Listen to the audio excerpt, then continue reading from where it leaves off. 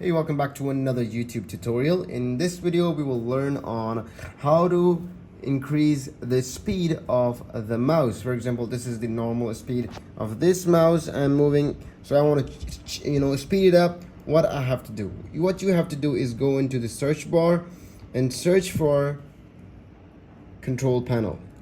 Let's go for control panel. In here, open the control panel. And in here, what you have to do is look for this option called mouse. Just click on that. Once you click on that, you will, on the first page of buttons, you'll see this option called speed.